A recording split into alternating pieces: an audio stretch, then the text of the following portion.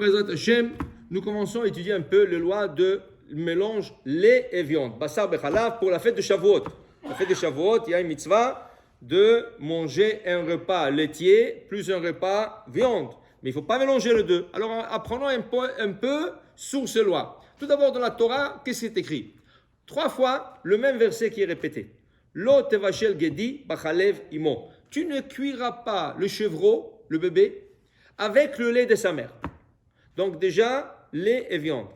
Rashi nous explique, ce n'est pas seulement le chevreau, le veau, le mouton. On a pris un exemple. Et cet exemple, c'est pour tous les autres espèces. Lait et viande, c'est interdit de cuire ensemble. Pourquoi la Torah le répète 3 fois? La Torah ne répète même pas une virgule de plus. Et là, elle a répété 3 versets de plus. Pourquoi? Dit la Gemara, parce que la Torah voulait enseigner 3 choses. D'abord, il est interdit de manger le lait et la viande. Même si ce n'est pas toi qui l'as cuit. Ce n'est pas toi qui l'as cuit. Quelqu'un d'autre l'a fait. Toi, tu n'as pas le droit de manger. Ça, c'est 1. 2.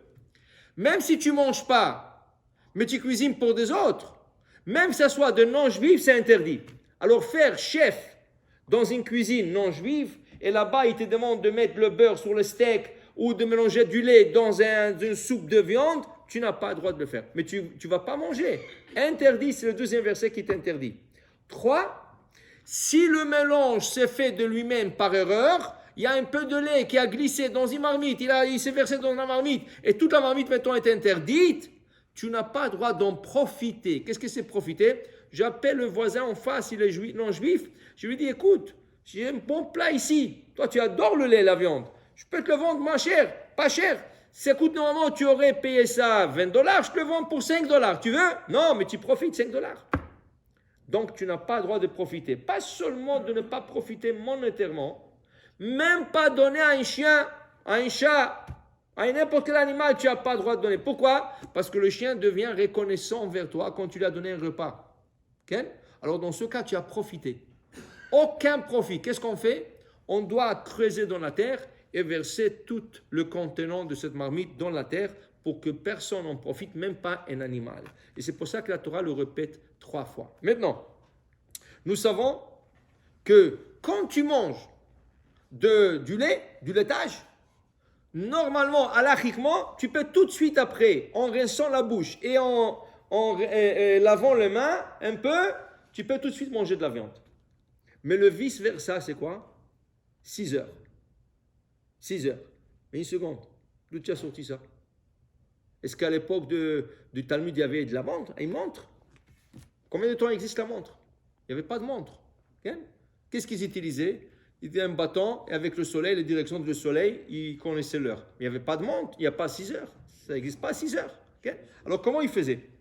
Dit le Maïmonide, dans la Torah, dans la Gemara, ce n'est pas écrit 6 heures.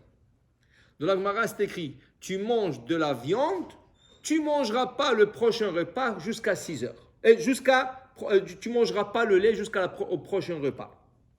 Dit le Maïmonide, combien de repas mangeaient les gens à l'époque du Talmud? 2, pas 3. Aujourd'hui, c'est 3 repas, plus des collations au milieu de la journée. C'est pour ça que les gens sont en baisse. Ils mangent toute la journée, ils n'arrêtent pas. La bouche de... Qu'est-ce qu'il y a? Les gens à l'époque du Talmud mangeaient 2 fois par jour. Le matin, avant de sortir au travail, et le soir, quand ils rentraient. Il n'y avait pas de collation, il n'y avait rien entre le repas, rien. Combien durait l'interruption entre le matin et le soir? 6 heures. 6 heures. Plus ou moins 6 heures. De là, on a pris 6 heures. 6 heures, c'est mi-seouda, les seouda. Ce n'est pas écrit 6 heures. Okay? Maintenant, c'est pour ça que le Maïmonide, quand il a écrit « il ne faut pas manger du laitage après la viande », il a écrit « kmo shesh shaot ». Il n'a pas écrit « shesh ». Il n'a pas écrit 6 heures. Il a dit « comme 6 heures ». Mais c'est comme 6 heures. Tu sais que le Khamim explique, quand tu as 5h31, tu es rentré dans la 6e heure. Dans le cas de besoin, tu peux t'appuyer sur le Maïmonide. Je vous donne des exemples.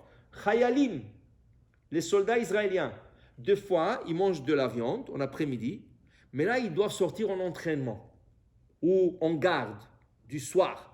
Et tu ne veux pas lui dire attends 6 heures. Tu crois que le terroriste il va attendre 6 heures pour que lui il sorte?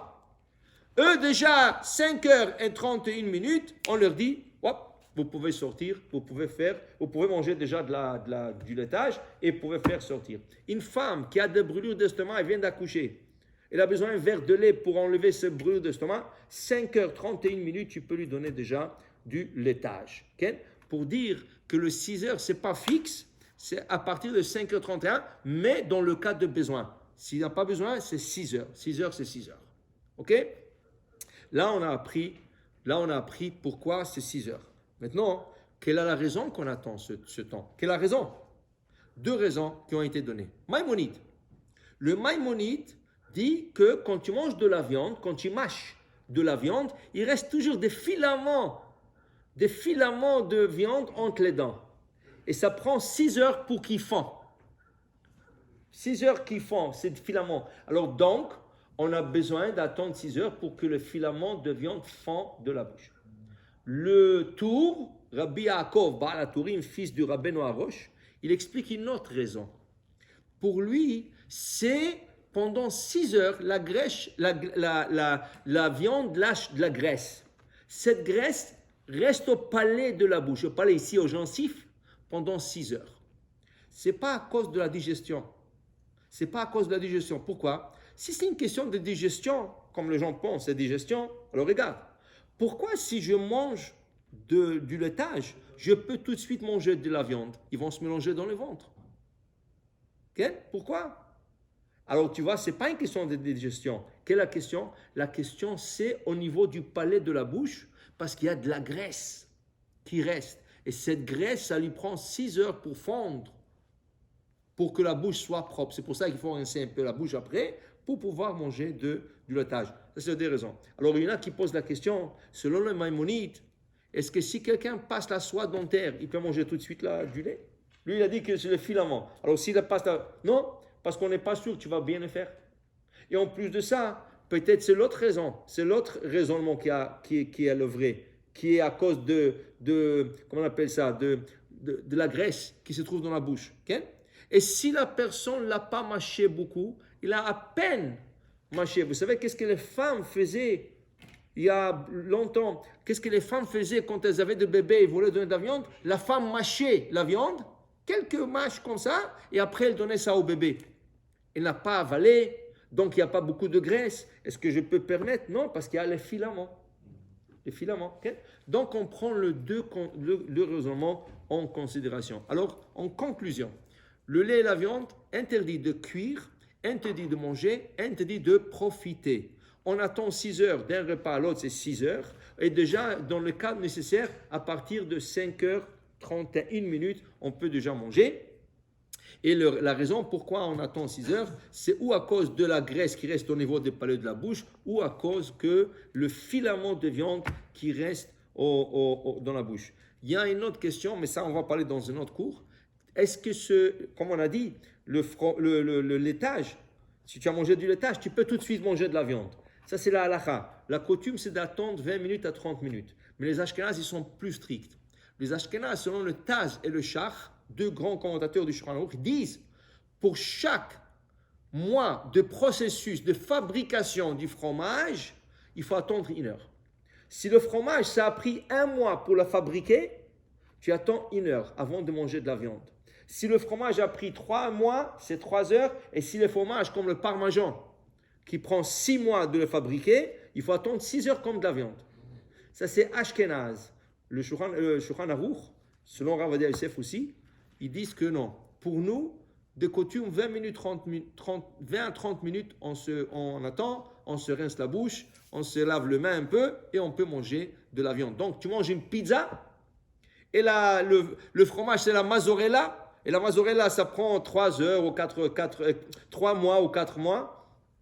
Tu n'as rien à attendre. 20 minutes, tu te rinces la bouche et après tu peux t'asseoir, manger de la viande ou un autre repas. Amen.